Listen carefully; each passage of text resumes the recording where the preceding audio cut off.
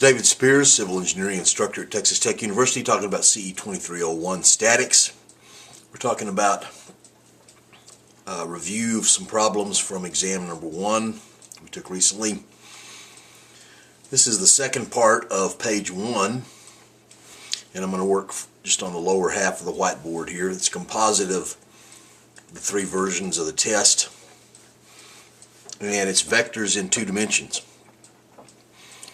I'm given these 3 vectors, Q, P, and S, making these angles oriented with the Y and X axes.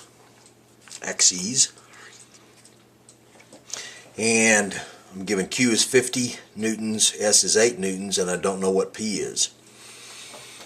But I'm given that angle, so I can figure part 1 as a unit vector in the direction of P.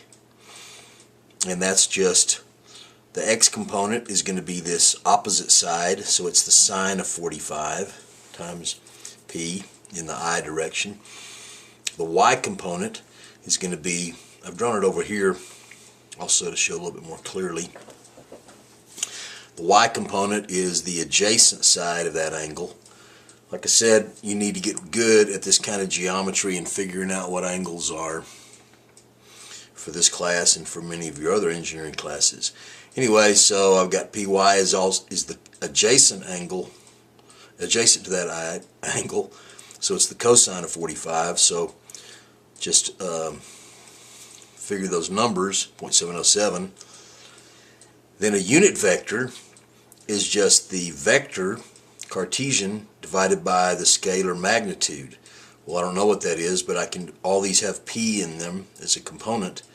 So the unit vector in the direction of P, my answer is 0.707I plus 0.707J. Okay, part 2. Give me the magnitude of P, the vector, so that the resultant of the sum of P plus Q plus S is vertical. So you got to think about that. But that means that R, the resultant, has no X component. All it has is Y component. So I need to get my vectors all in Cartesian form, which I can. I've already got P, which is just a unit vector times P, 0.707 and 0.707. I need to write Q as a Cartesian.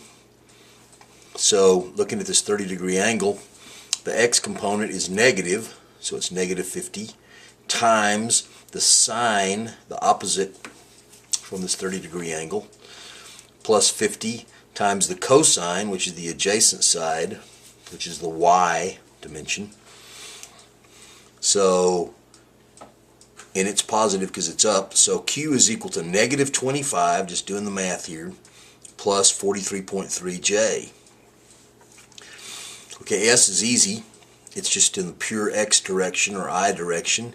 So I can write it over here as S is equal to 8I plus 0J. Remember, I like to have a placeholder so I don't mess up my calculations. So P plus Q plus S is equal to R. I just need, when I've got them in this format and I've got my columns all aligned, then it's just, I can write it all out like that. I can observe, I want this column, the sum of these 3, to be equal to 0. And I don't care yet what this is. If I have 0 here, that'll make it vertical, solving my problem. 0.707P minus 25 plus 8, just those 3 numbers, is equal to 0. So do the math. 0.707P is equal to minus 17. So rearranging, P is equal to 17 divided by 0.707, or 24 newtons. Voila.